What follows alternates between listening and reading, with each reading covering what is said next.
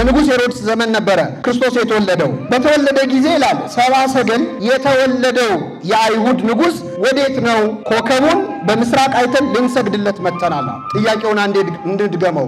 የተወለደው የአይሁድ ንጉሥ። እነዚህ ሰዎች በጣም የእምነት ሰዎች እንደሆኑ ነው የምታውቁት። ጥያቄያቸው ብቻ ራሱ ምን አይነት ሰዎች እንደሆኑ ይናገራል። የተወለደው የአይሁድ ንጉሥ የት ነው አድራሻው ብለው ነው የመጡት። ለሰብአ ሰገል በለመዱት ኮከብ አናገራቸው። እግዚአብሔር ያመልኩት በነበረው ነገር እግዚአብሔር መንገዱ እንደዚህ ነው ያላቸው። ከዋክብትን ይከተሉ በነበረው በዛው በኮከቡ ተመርተው አምላክን እንዲያገኙ ይሄ እግዚአብሔር መንገድ ነው። በክርስቶስ መወለድ ብዙዎች ደስ ብሏቸዋል አይደል? ሲዘምሩ ነው ያደሩት። ሄሮድስ ግን ምን አለ? ክው አለ፣ ደነገጠ። የእሱ ይገርማቸዋል። ኢየሩሳሌምም አብራ ደነገጠች። ምን አስደነገጠው ሄሮድስ? የተወለደው የማን ንጉሥ ነው ያሉት። ሄሮድስ የሥራ ድርሻው ምንድን ነው? የአይሁድ ንጉሥ። ስለዚህ የአይሁድ ንጉሥ ነኝ ብሎ አምሮበት ቁጭ ባለበት ምን የሚል ዜና ሰማ? የተወለደው የምን ንጉሥ? የአይሁድ ንጉሥ። ስለዚህ ደግሞ በተለመደው ታሪክ ንጉሥን ሳይገድል አይነግስም። ይሄ ነገር በእሱ ሁሉና ላይ መጣበት፣ ፈራ፣ ደነገጠ። እሱ ብቻ አይደለም፣ እስራኤል ደነገጠች፣ ኢየሩሳሌም ደነገጠች። መንግስት ሊለወጥ ሲል እኮ ያስፈራል። ምን ይመጣብን ይሆን? እንደው ቢያንስ ሽግግሩ እስኪካሄድ ድረስ ሀገሪቱ ላይ ምን ሊከሰት ይችላል? ቀጥሎ የሚመጣው መሪ ምን አይነት ይሆን? ጥሩ ይሆን? መጥፎ ይሆን? አስጨነቃቸው። አብረው ተረበሹ፣ ተሸበሩ። ይህ ማለት ምን ማለት መሰላችሁ? በክርስቶስ መወለድ የሚደሰት እንዳለ የሚፈራል። ነቢየ እግዚአብሔር ኢሳይያስ ክርስቶስም ምን ብሎታል? ሕፃን ተወልዶልናል፣ ወንድ ልጅም ተሰጥቶናል፣ አለቅነትም በጫንቃው ላይ ነው አለ። መስቀል እንደሚሸከም ነው። አለቅነት መስቀል ነው፣ በጫንቃው ላይ ነው። ስሙም ድንቅ መካር፣ ኃያል፣ የዘላለም አባት፣ የሰላም አለቃ።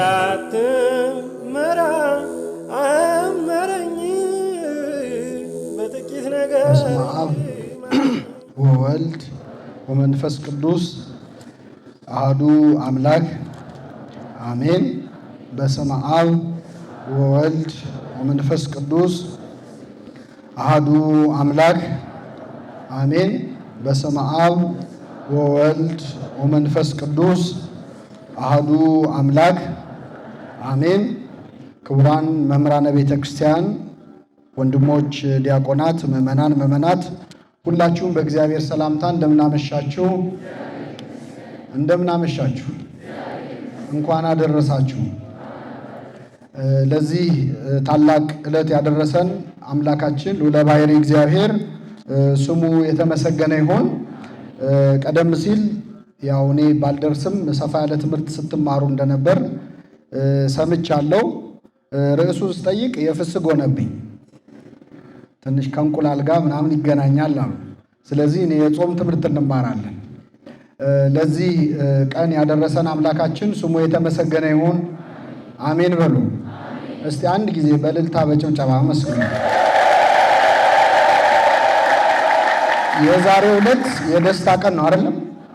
በአጠቃላይ ምስጢረ ሥጋዌ የደስታ ቀን ነው። ደስታ የሚደረግበት ወቅት ነው። ፊታችን ጨፍግጎ ተኮሳትረን ሳይሆን እያመሰገንን እየዘመርን በፈገግታ ሆነን ከመላእክቱ ደስታ ጋር የምንሳተፍበት ጊዜ ነው። ቅዱስ ገብርኤል እመቤታችንን ጸጋን የተሞላሽ ሆይ ምን ይበልሻል?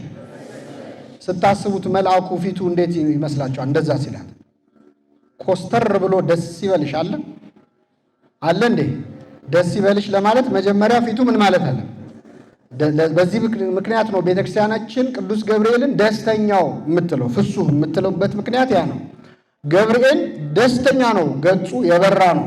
በዛሬው ዕለት ደግሞ ሌሊቱን ሙሉ ሰውና መላእክት አብረው በደስታ ምን ሲሉ ነው ያደሩ? ሲያመሰግኑ። ሰውና መላእክት ሌላ ጊዜ ጥሩ አልነበሩም፣ ሰላም አልነበሩም። አንድ ሰው መልአክ ያየ እንደሆን መሞቴ ነው ብሎ ቁጭ ብሎ አለቀሰ ይላል መጽሐፍ ቅዱስ።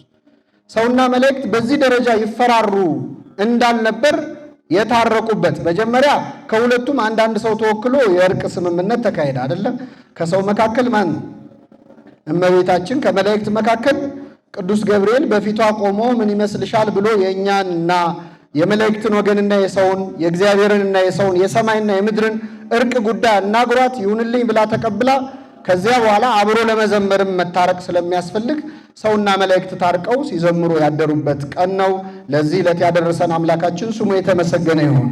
በሚኖረን አጭር የትምህርት ጊዜ ከዚሁ ከማቴዎስ ወንጌል ምዕራፍ 2 ላይ ከቁጥር 1 ላይ ባለው ኃይለ ቃል መነሻነት የምዕራፉን አንቀጾች እንመለከታለን። እግዚአብሔር አምላካችን በቸርነቱ እንዲያስተምረን ቅዱስ ፈቃዱ ይሁንልን። የትምህርታችን ርዕስ የተወለደው የአይሁድ ንጉሥ ወዴት ነው የሚል ይሆናል። ቃሉን አብረን እንላለን። የተወለደው የአይሁድ ንጉሥ ወዴት ነው? አነባዋለሁን። ኢየሱስም በይሁዳ ቤተልሔም በንጉሡ በሄሮድስ ዘመን በተወለደ ጊዜ እነሆ ሰብአ ሰገል የተወለደው የአይሁድ ንጉሥ ወዴት ነው? ኮከቡን በምስራቅ አይተን ልንሰግድለት መጥተናልና እያሉ ከምስራቅ ወደ ኢየሩሳሌም መጡ። ንጉሡ ሄሮድስም ሰምቶ ደነገጠ፣ ኢየሩሳሌምም ሁሉ ከእርሱ ጋር። የካህናት አለቆችም የሕዝቡም ጻፎችን ሁሉ ሰብስቦ ክርስቶስ ወዴት እንደሚወለድ ጠየቃቸው። እነርሱም አንቺ ቤተልሔም የይሁዳ ምድር ከይሁዳ ገዢዎች ከቶ አታንሽም፣ ሕዝቤን የሚጠብቅ መስፍን ካንቺ ይወጣልና ተብሎ በነቢይ እንዲህ ተጽፏልና በይሁዳ ቤተልሔም ነው አሉት። ከዚህም በኋላ ሄሮድስ ሰብአ ሰገልን በስውር ጠርቶ ኮከቡ የታየበትን ዘመን ከእነርሱ በጥንቃቄ ተረዳ። ወደ ቤተልሔምም እነርሱን ሰዶ ሂዱ፣ ስለ ሕፃኑም በጥንቃቄ መርምሩ፣ ባገኛችሁት ጊዜ እኔ ደግሞ መጥቼ እንድሰግድለት ንገሩኝ አላቸው። እነርሱም ንጉሡን ሰምተው ሄዱ።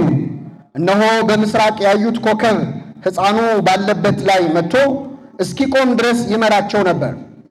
ኮከቡንም ባዩ ጊዜ በታላቅ ደስታ እጅግ ደስ አላቸው። ወደ ቤትም ገብተው ሕፃኑን ከእናቱ ከማርያም ጋር አዩት። ወድቀውም ሰገዱለት። ሳጥኖቻቸውን ከፍተው እጅ መንሻን፣ ወርቅ፣ ዕጣን፣ ከርቤም አቀረቡለት። ወደ ሄሮድስም እንዳይመለሱ በሕልም ተረድተው በሌላ መንገድ ወደ ሀገራቸው ሄዱ። ስለ ቃሉ የአምላካችን ስም የተመሰገነ ይሁን። እንግዲህ የማቴዎስ ወንጌል ምዕራፍ 2 ላይ የተጻፈ ጌታችን መድኃኒታችን ኢየሱስ ክርስቶስ 2 ዓመት ከሆነው በኋላ የተፈጸመ ታሪክ። ብዙ ጊዜ በተለምዶ በዕለቱ እንደተፈጸመ ተደርጎ ነው የሚታየው። ሰብአ ሰገል ጌታችን የ2 ዓመት ሲሆነው ነበረ የደረሱት ወደ ኢየሩሳሌም መባ ያቀረቡት። ለፖስት ካርድ እና ለአንዳንድ ስዕላት ጥሩ ነው በረቱ ላይ ሄደው ሲያቀርቡ ቢገናኝ። ግን ታሪኩ በትክክል ካየነው 2 ዓመት ሲሆነው ክርስቶስ ወደ ኢየሩሳሌም ከተማ የመጡ እንግዶች ታሪክ ነው። በዚህ ታሪክ ተነስተን እንማራለን። እግዚአብሔር አምላካችን እንዲያስተምረን ቅዱስ ፈቃዱ ይሁንልን። ኢየሱስም በይሁዳ ቤተልሔም በንጉሥ ሄሮድስ ዘመን ተወለደ ይላል። በማን ዘመን? አምላካችን ኢየሱስ ክርስቶስ በተወለደበት ዘመን የይሁዳንና የኢየሩሳሌምን አውራጃ ይገዛ የነበረው ንጉሥ ሄሮድስ የተባለው ንጉሥ ነው። መጽሐፍ ቅዱስ ላይ ሄሮድስ ተብለው የሚጠሩ ብዙ ነገሥታት ታገኛላችሁ። ልክ በእኛ አጼ እንደማለት ነው። አጼ ገሌ እንደሚባለው እስራኤላውያን ሄሮድስ ብለው ይጠራሉ፣ ግብፃውያን ፈርዖን ብለው ይጠራሉ። ስመ መንግስት ነው። ሄሮድስ አሁን የምናገኘው ሄሮድስ ታላቁ ሄሮድስ የሚባለው ነው። ሄሮድስ ዘግሬት የሚባለው ታላቅ ያሰኘው እድሜው ብቻ ነው። ሌላ ምንም ትልቅ ነገር የለውም። ሰውየው ግን የሰራው በጣም የጭካኔ የክፋት ነገር ስለሆነ ታላቁ ሄሮድስ ከሌሎቹ ሄሮድሶች ጎልቶ የሚነገርለት፣ እነዚያን ሁሉ ሕፃናት በግፍ ያስጨፈጨፈ እጅግ በጣም ጨካኝ ንጉሥ፣ ትንሽ እድሜ ቢሰጠው ዓለምን የሚያጠፋ አይነት ፖቴንሻል ያለው ንጉሥ ነበረ። ይህን የምታውቁት በተኛበት ሊሞት ሲል የተናዘዘው የጦር ጀነራሎቹ በሙሉ እንዲገደሉ ነበር። ያ ብቻ አይደለም። በጣም ከጭካኔው ብዛት እኔ ስሞት መቼስ ሰው አያለቅስልኝምና ስለዚህ ከኢያሪኮ ተወዳጅ ሰዎች ለቃቅሙና እነሱን ግደሏቸውና የእኔ ቀብርለት ይለቀሳል። ለእነሱ ሲለቀስ ያው ለሱም በዛው የሰውዬ ቢቆይ አይጨርሰንም ነበር። ይህን ሰውዬ የገደለ አምላክ ስሙ የተመሰገነ ይሁን። ፈርዖንን በባህር ያሰጠመ ምሕረቱ ለዘላለም ነው የሚያሰኘው እኮ ነው። አንዳንድ በጊዜ መሄድ ያለባቸው ሰዎች አሉ። ለማንኛውም ንጉሥ ሄሮድስ በነገሰበት ዘመን ክርስቶስ ተወለደ። እግዚአብሔር ያሳያችሁ። በዘመነ መንግስቱ የዓለም መድኃኒት አምላክ ተወለደለት። አቤት ይህንን እድል ንጉሥ ዳዊት ቢያገኘው ምን ይሰማው ይሆን? በንጉሥ ዳዊት የንግስና ዘመን ክርስቶስ ቢወለድ ኖሮ ምን ይፈጠር ነበር?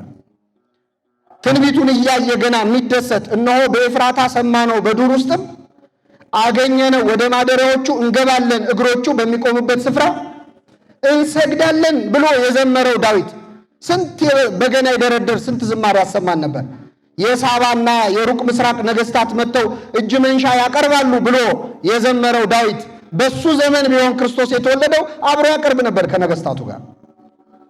አረፍተ ዘመን ገጥቷቸው እነ ዳዊት እነ ሰሎሞን ያላገኙትን እድል ግን ንጉሥ ሄሮድስ አገኘው፣ አልተጠቀመበትም። በንጉሥ ሄሮድስ ዘመን ነበረ ክርስቶስ የተወለደው። በተወለደ ጊዜ ይላል ሰብአ ሰገል የተወለደው የአይሁድ ንጉሥ ወዴት ነው? ኮከቡን በምስራቅ አይተን ልንሰግድለት መጥተናል አሉ። ጥያቄውን አንዴ እንድገመው። የተወለደው የአይሁድ ንጉሥ። እነዚህ ሰዎች በጣም የእምነት ሰዎች እንደሆኑ ነው የምታውቁት። ጥያቄያቸው ብቻ ራሱ ምን አይነት ሰዎች እንደሆኑ ይናገራል። የተወለደው የአይሁድ ንጉሥ የት ነው አድራሻው ብለው ነው የመጡት። የአይሁድ ንጉሥ ተወልዷል ወይ አይደለም የጠየቁት ጥያቄ። እውነት እንደሰማ ነው፣ እውነት እንዳየነው ኮከብ አይተን ነበር፣ ምልክት አይተን ነበር፣ እንደገመት ነው እንደመጣንበት የአይሁድ ንጉሥ ተወልዶ ይሆን እንዴ? እስቲ ያሳዩን አይደለም ያሉት። የተወለደው የማን ንጉሥ? ስለዚህ በንጉሱ መወለድ ያምናሉ? ያምናሉ። አድራሻውን ብቻ ነው የጠየቁት። ሰው ሲያምን ማደሪያ የት ነው ወደ ማለት ያድጋል። ክርስቶስን የት ታድራለህ? የት ታርፋለህ? የት ደርሳለሁ? የአምላኬንስ ፊት የት አየዋለሁ? ወደ ማደሪያው ገባ ዘንድ ማለት ይጀምራል። ሰብአ ሰገል የጥበብ ሰዎች ናቸው። በዚህ ማይረግ ላይ ነው ያሉት። የተወለደው የማን ንጉሥ አሉ? የአይሁድ ንጉሥ ወዴት ነው ብለው ጠየቁ። ክርስቶስ ብዙ ስም አለው። ከብዙ ስሞቹ አንዱ የአይሁድ ንጉሥ ነው። ከዚህ በላይ የሆነ ስም አለው፣ ከዚህ በታች የሆነ ስም አለው። አባቶቻችን ስም ላዕላዊ፣ ስም ታህታዊና ስም ማዕከላዊ ይላሉ። የአይሁድ ንጉሥ የሚለው ስም ማዕከላዊ ነው፣ መካከለኛ ስም ነው። ስም ላዕላዊ የሚባለው ከፍ ያለ ስሙ አምላክ ፈጣሪ መባል ነው። ስም ታህታዊ ደግሞ ትንሹ ስሙ ሕፃን መባል ነው። በዛሬው ዕለት የተወለደው ሕፃን ነው አይደለም? የአይሁድ ንጉሥስ ነው አይደለም? አምላክ ነው አይደለም? ለሰብአ ሰገል ግን የተነገራቸው ስም ምን የሚለው ነው?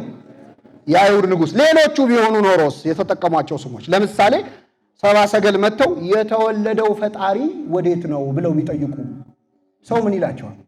ጭራሽ ነው የሚለው አይደል? ፈጣሪ ተወለደ ጭራሽ ነው የሚለው። አያምናቸው፣ መዘበቻ ይሆናሉ። በታህታዊ ስም ደግሞ የተወለደው ሕፃን ወዴት ነው ብለው ቢጠይቁስ? በአንድ ቀን ስንት ሕፃን ይወለዳል? አሁን አዲስ አበባ አንድ ሰው መጥቶ የተወለደው ሕፃን ወዴት ነው ቢላችሁ ምን እንደምትሉት? ጋንዲ ሆስፒታል ሂድ ነው አይደለ? ሰብሰብ ብለው ታገኛቸዋለህ። እዛ ሄደህ ምረጥ ነው። በአንድ ቀን 1000 ሕፃን ሊወለድ ይችላል። ስለዚህ አይሁድ እንዳይዘብቱባቸው ስም ማዕከላዊውን ነው የመረጠላቸው። የተወለደው የማን ንጉሥ? ለአሕዛብ ይህንን ስም መግለጥ ክርስቶስ ይወዳል። በኋላም አይታችሁ ከሆነ ጲላጦስም ክርስቶስን የጠራው በመስቀል ላይ ሲጽፍ ኢየሱስ ናዝራዊ ንጉሥ አይሁድ፣ የአይሁድ ንጉሥ መባል ነው። የአይሁድ ንጉሥ መባል። የተወለደው የአይሁድ ንጉሥ ወዴት ነው ብለው ጠየቁ። ኮከቡን በምስራቅ አይተን ልንሰግድለት መጥተናል። እንግዲህ ሰብአ ሰገል የጥበብ ሰዎች ናቸው። ጸሐፍት በተለያየ አስተያየት ቢሰጡም ግን በሚጸናውን አስተያየት ብቻ ነው የምነግራችሁ። እነዚህ የጥበብ ሰዎች ከዋክብትን ይቆጥሩ ነበር፣ ይመራመሩ ነበር። አልፈው እስከ ጥንቆላ እስከ ማምለክ የሚደርሰው እምነት ተከታዮችም ጭምር ነበሩ። በእኛ ዞራ ዳሸት የሚባለው ዞራስትራኒዝም፣ ዞሮ አስተር የሚባለው ማለት ነው። የዛ ትምህርት ተጽዕኖ ነበረባቸው።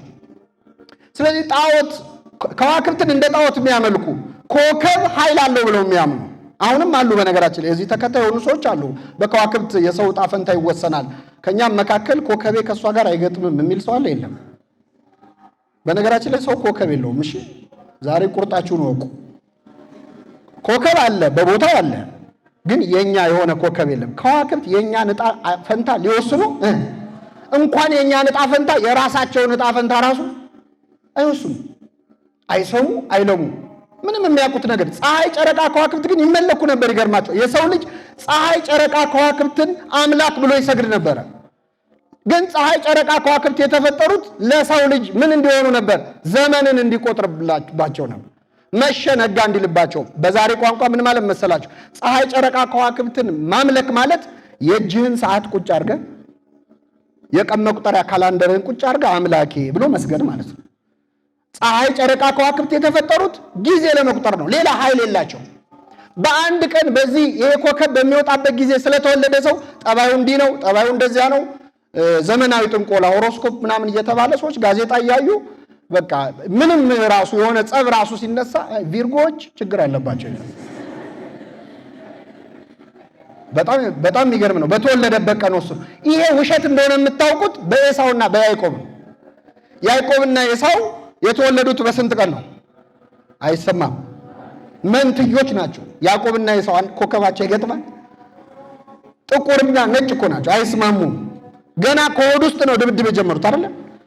እናትየው እንደዚህ ከሆነም ለኔ ምኔ ነው ብላ እስክታለቅስ ድረስ ርብቃ ምን ይሻላል ወዴ ውስጥ እየተገፋፉ ነው እስክትል ድረስ አባቶቻችን ርብቃን የቤተ ክርስቲያን ምሳሌ ናት።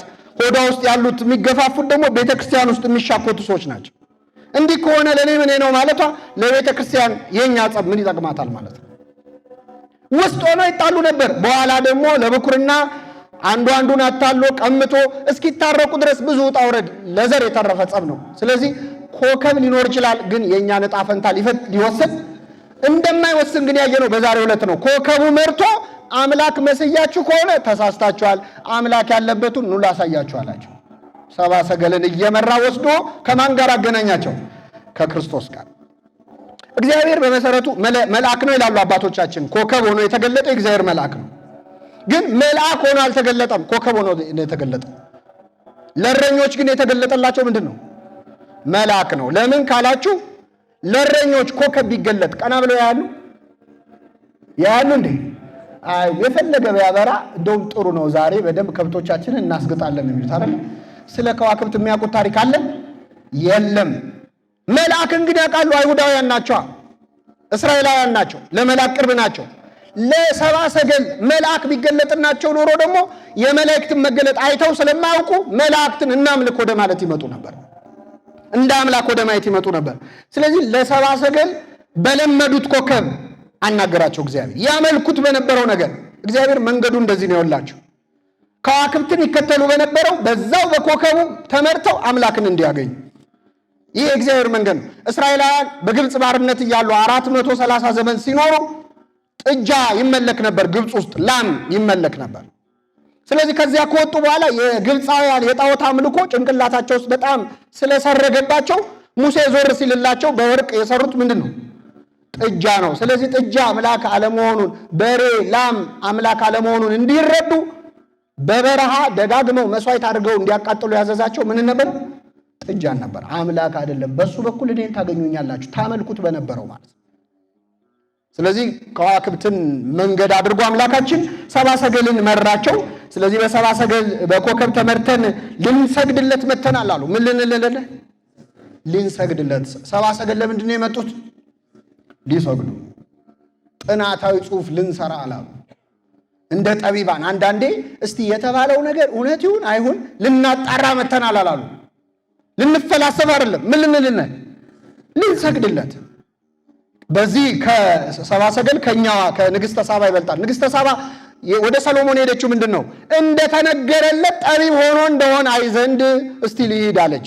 ቼክ ልታደርገው ማለት ይወራል። ሰሎሞን ጠቢብ ነው ይባላል። እስቲ እውነት እንደዚያ ጠቢብ ነው ብላ ነው ሄደችው። ሰብአ ሰገል ግን የመጡት ወስነው ነው ለተወለደው የአይሁድ ንጉሥ ምን ሊሉ?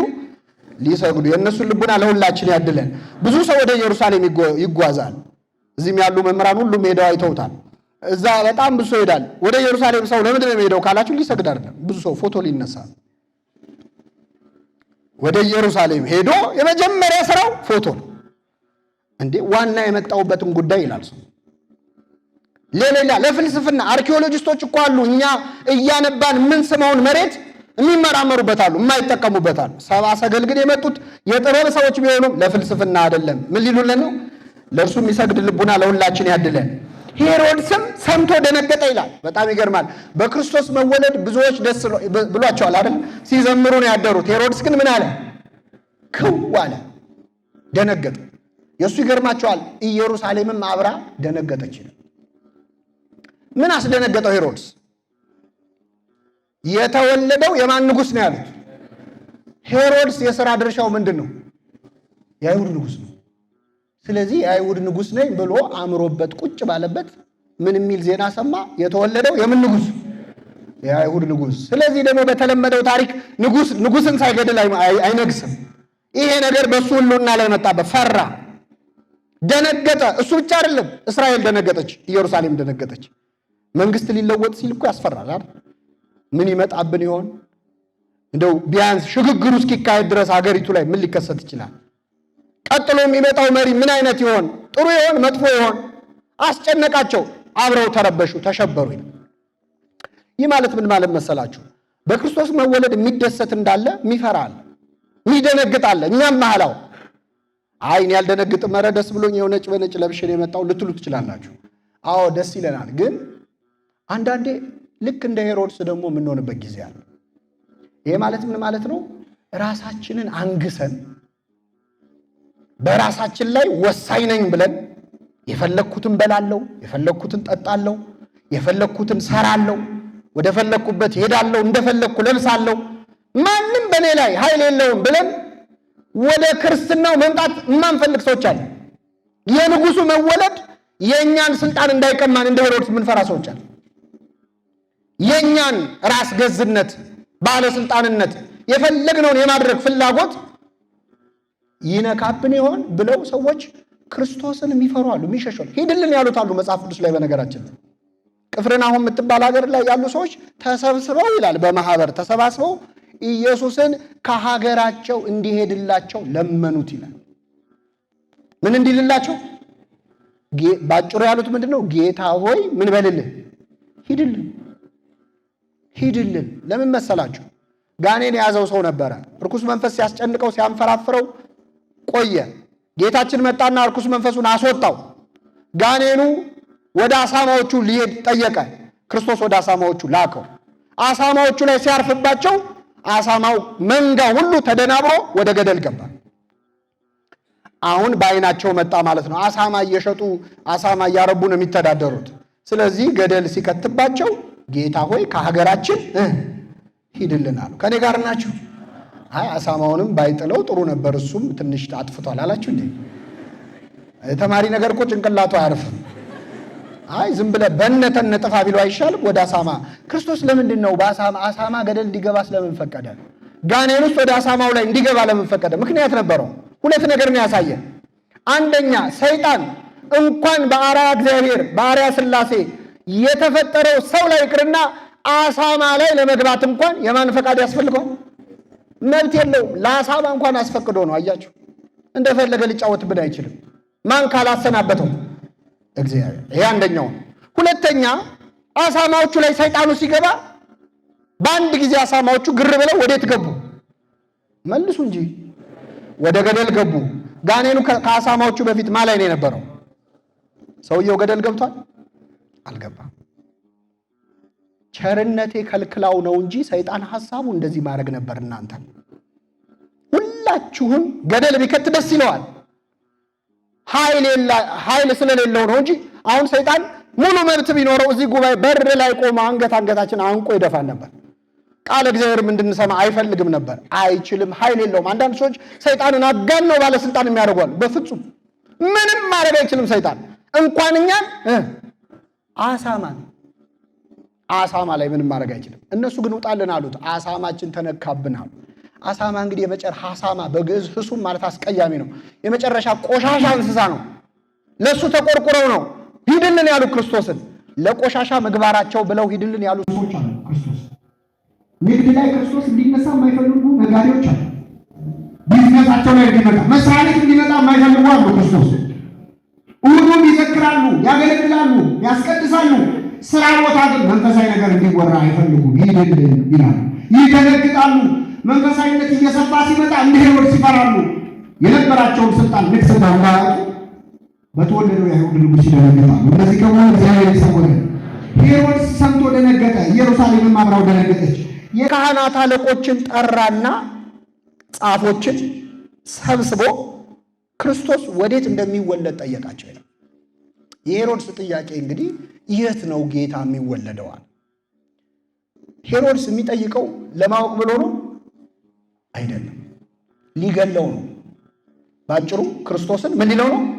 ሊገድለው ፈልጎ ነው። የት ነው የተወለደው የአይሁድ ንጉሥ የሚወለደው የት ነው ብሎ ጸሐፍት ፈሪሳውያንን፣ ሊቃውንቱን፣ ሊቃነ ካህናቱን ጠርቶ ጠየቃቸው። አንዳንድ ሰዎች አሉ ጥያቄ የሚጠይቁን ለማወቅ ብለው አይደለም፣ ልባችን ውስጥ ያለውን ክርስቶስ ሊገሉብን ብለው የሚጠይቁን ሰዎች አሉ። እስቲ የቱ ጋር ነው እንደዚህ የሚል ያለው መጽሐፍ ቅዱስ ላይ ይለዋል። ስትነግራቸው ሊያጣጥሉ እኮ ነው፣ ሊዘብቱ እኮ ነው። አምላክ ሰው ሆነ ስትሉ ትንሽ አታፍሩም? አሁን አምላክ ስታስበው አንተ ራስህ አምላክ እንዳንተ እንደዚህ የሚሉ ሰዎች አሉ። ሞኝነትም ይመስላል። የሚጠይቁህ ማወቅ ፈልገው አይደለም፣ ሌላ ጥያቄ ለመጠየቅ እንቁዎቻችንን በእሪያዎች መሃል እንጥልና እናስረግጠዋል። ለማወቅ ብለው ሳይሆን እንደ ሄሮድስ ለጥቃት ለክፋት ብለው የሚጠይቁ ሰዎች አሉ። ምስጢረ ሥጋዌ አሁን ከባድ ነው። አምላክ ሰው ሆነ ስትሉ አንድ ንጉሥ ይገርማቸዋል። እግዚአብሔርን እቀበላለሁ ግን ክርስትና ይከብደኛል ይላል። ስታስቡት አምላክ እንዴት ወርዶ ሰው ይሆናል? እንደኛ መሬት ላይ እየሄደ አይ እኛን ለማዳን ነው ሲሉት አይ በፍጹም እንዲህ ወርዶ የማይሆን ነገር ነው ይላል። በኋላ አንድ የበቁ አባት መጡና ከቤቱ እንግዲህ እግዚአብሔር ገልጦላቸው ነው ሊያስተምሩት ነው። አናገሩት። ምን አሉት? በኋላ ስለ አምላክ ሰው መሆን ሲነግሩት እኛን ለማዳን ነው ሲሉት አልሰማቸው። መጨረሻ ላይ ቤተ መንግስቱ ውስጥ መራመድ ጀመሩ፣ ወክ ማድረግ ጀመሩ። ይሄዱ እያለ አንድ ወንዝ ቤተ መንግስቱ ውስጥ አለ። እዛ ዳርቻ ደረሱ። ከኋላ የንጉሱን አልጋ ወራሽ ልዑሉን አቅፋ እንዲት ሴት ደንገጡር ትከተላለች። ከዚያ ልክ እዛ ወንዝ ጋር ሲደርሱ እኚህ ባህታዊ ዞር አሉና ይሄ ያንተ ልጅ ነው አሉ። አዎ ልጄ ነው አባቴ ባርኩልኝ አለ። እሺ ብለው ሕፃኑን ተቀበሉትና ግንባሩን ስመው ወንዙ ውስጥ ጨመሩት። እየሰማችሁ ነው? ደንገጣጡ እንዴ? አጠመቁት እኮ አይደለም ያልኩት። ወንዙ ሰጠመ። ንጉሱ ደንግጦ አክሊሉን ወደዛ ወርውሮ ካባውን ወርውሮ ዘሎ ገባ ወንዙ ውስጥ። ቆሻሻ የሚሸት ወንዙ ውስጥ ገብቶ ዋኝቶ አወጣው ልጁን። ሲያወጣው ግን የልጁ ሕይወት አልፏል። ይህን ጊዜ እኛ አባት ብቃት ስለነበራቸው ጸልየው ልጁን ከሞት አስነሱት። በመሞቱ ቢደነግጥም መመለሱን ሲያይ ተረጋጋ። ቁጣም ደስታም ተቀላቀለበት። ከዚያ ምን ማድረጎት ነው? ለምን እንደዚህ ያደረጉ አላቸው። አይ የኔን ተወውና አንተ ንጉሥ ነህ፣ የተከበርክ ነህ። ይሄ ወንዝ በጣም የሚሸት ነው። ልብሰ መንግስትን ወዲያ ጥለ ዘውድህን አውርደ ዘለ ወንዙ ስለምንድን ነው የገባኸው አሉት። ለምንድን ነው የገባው? ልጄን ለማዳን ነው አለ። እግዚአብሔር እኛ ልጆቹን ለማዳን ሰው ሆነ ስትባል እንዲህ የምትከነከነው ለምንድን ነው አሉት። የእነሱን ጥበብ ያደለ ደግሞ ይህን ሰማው ብላችሁ አንድ ሰው አላምን ሲል ልጁን ይዛ ማለት አይደለም። ያው እነሱ የተማመኑትን ተማምነው ነው። ስለዚህ ሄሮድስ ጠየቀ። እንዴት ነው ክርስቶስ ተወልዷል የሚላለው ያለ ነገሩት ትንቢቱን።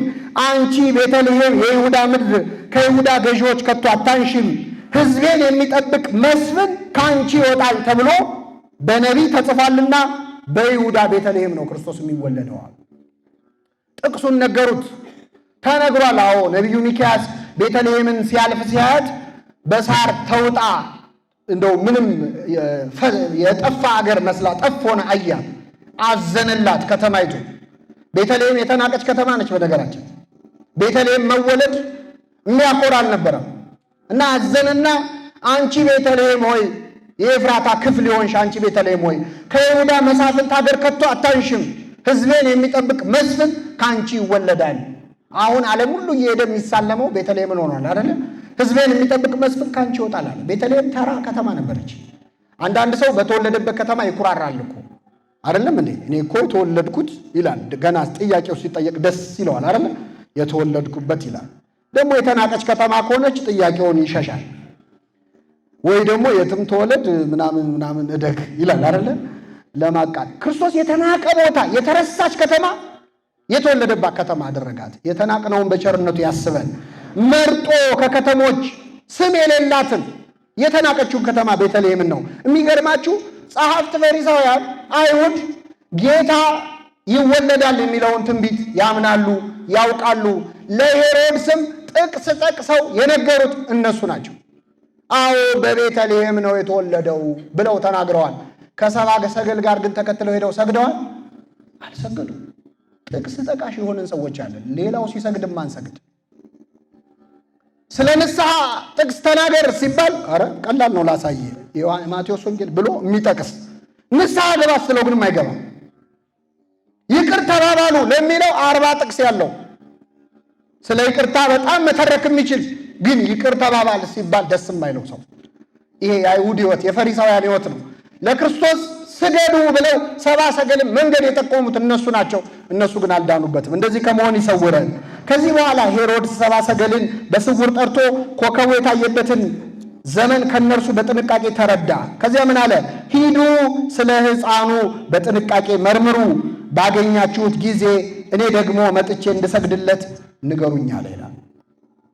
ስለ ሕፃኑ በጥንቃቄ ምን በሉ መርምሩ፣ እኔ ደግሞ እንድሰግድለት መታችሁ ተመልሳችሁ ንገሩኝ አለ ሄሮድስ።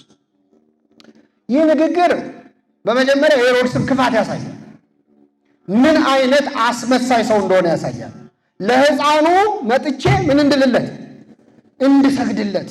እንደው የመጨረሻ ያለው የስግደት ሰው አይመስልም ሄሮድስ ይህን ሲያወራ። በቃ ጸሎተኛ፣ ምን አይነት አስመሳይ እንደሆነ ተመልከቱ። ክፋት በልቡ ሳለ ፍቅርን የሚናገር በብር ዝገት እንደተለበጠ የሸክላ ዕቃ ነው ይላል። አንድን እንስራ በብር ሲልቨር ከለር ብትቀቡት ሲታይ ከሩቅ ብረት ይመስላል አይደል?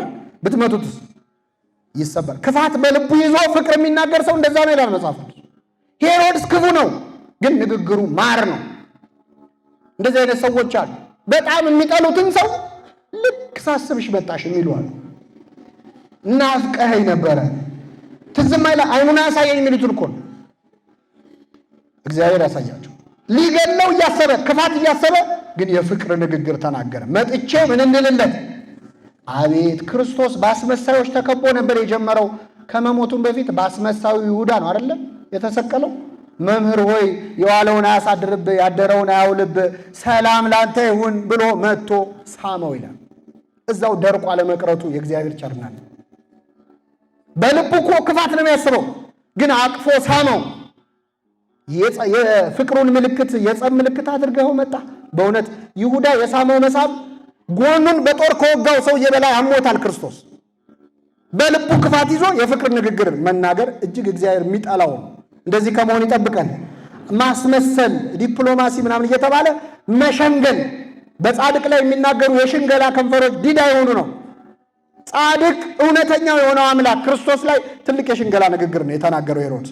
ግን የሚገርማችሁ ሄሮድስ ክፉ ሰራው ብሎ በጣም ትልቅ ስብከት ሰበከ። ደግሞ መንፈስ ቅዱስ ክፉውን ነገር ወደ ጥሩ መጠቀም ይችላል አይችልም?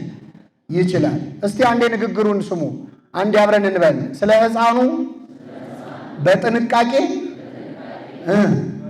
መርምሩ። የትኛው ሰባኪ ነው ይህን የመሰለ ስብከት የሚሰብከው? ስለ ሕፃኑ መመርመር ያለበት በምንድን ነው? በጥንቃቄ። ስለ ሕፃኑ በጥንቃቄ መርምሩ። መንፈስ ቅዱስ አፉን ከፍቶ ፊቱን ጸፍቶ እያናገረው ነው። የዛሬ የተወለደው ሕፃን ዝም ብሎ ተወለደ ተብሎ የሚነገርለት ሕፃን አይደለም። በጥንቃቄ የሚመረመር ሕፃን ነው።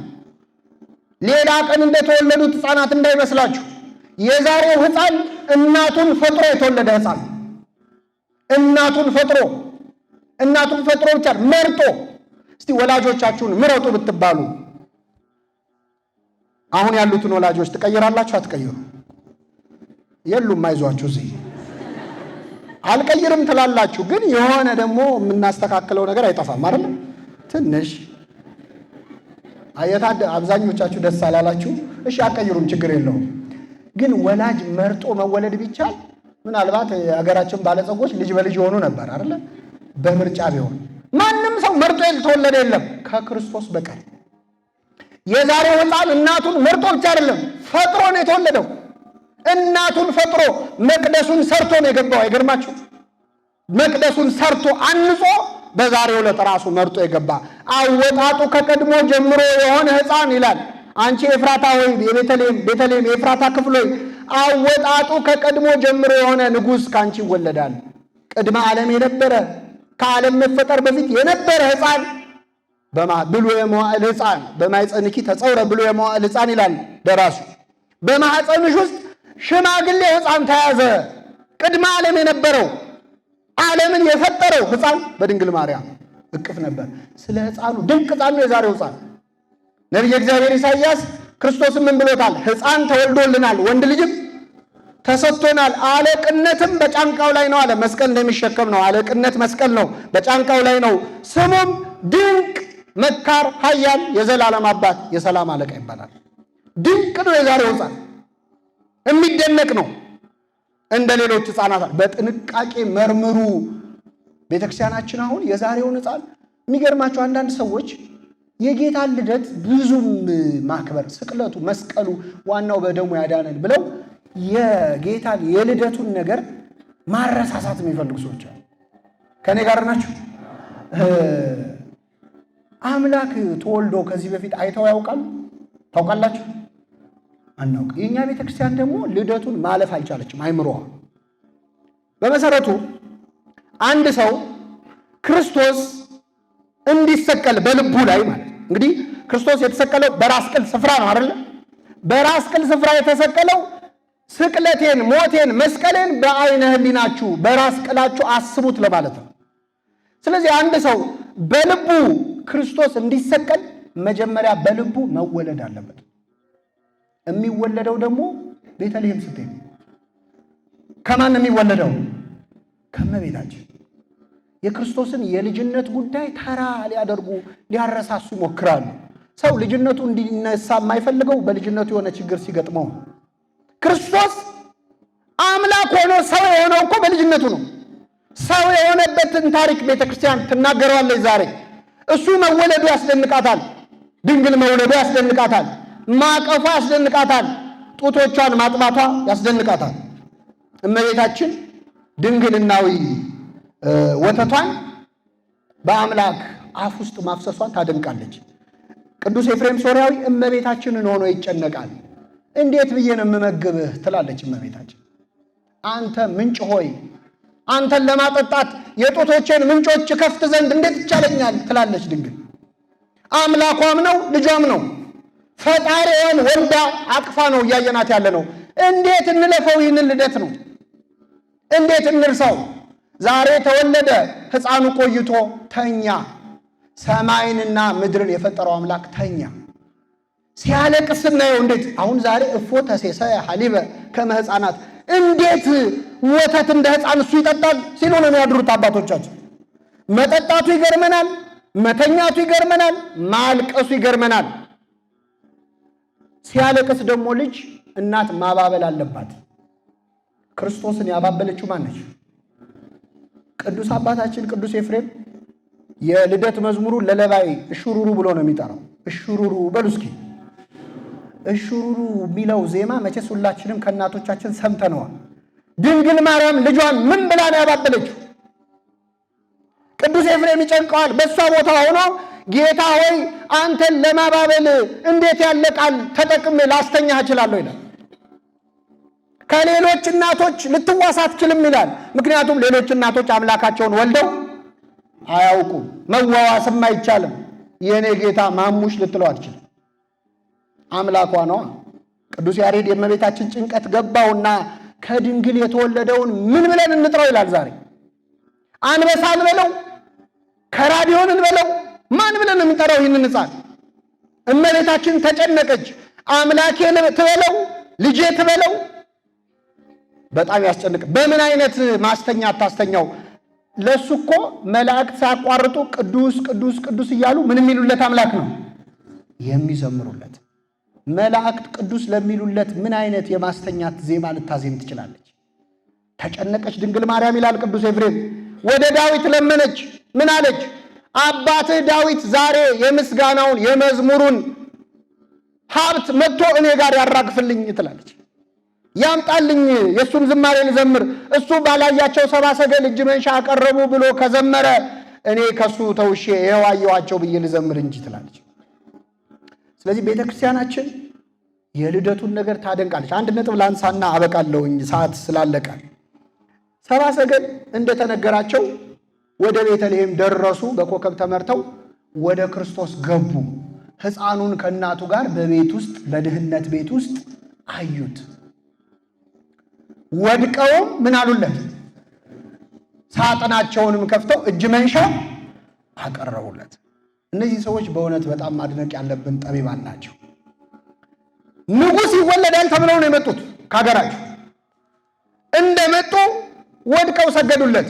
ለሄሮድስ ሰግደዋል አልሰገዱም የሚል አንብበናል ቅድም። ሄሮድስ ፊትም ሄደው ሰገዱለት የሚል አለ። ሄሮድስ የአይሁድ ንጉሥ ነው ግን አልሰገዱለት። ለዚህ ሕፃን ግን ሰገዱለት። ከሄሮድስ ቤተ መንግስት የበለጠ ያምራል ይሄ ሕፃን የተወለደበት ቦታ። በረት ውስጥ ነው የተወለደው። ክርስቶስ በረት ውስጥ መወለዱ ብዙ ምክንያት አለ። አንደኛ በግ ስለሆነ ነው። በግ የሚወለደው የት ነው? አቤት የዓለምን ኃጢአት የሚያስወግድ። ስለዚህ በግ በረት ውስጥ ነው። ለእኛ ደግሞ ለኃጢአተኞቹ መጽናኛ ነው። በረት ማለት የሚሸት ቦታ ነው። እንስሳት እዛው በልተው እዛው የሚጸዳዱበት ቆሻሻ ቦታ ነው። እዛ ለማደር ፈቃደኛ ሆነ። ምን ማለት ነው?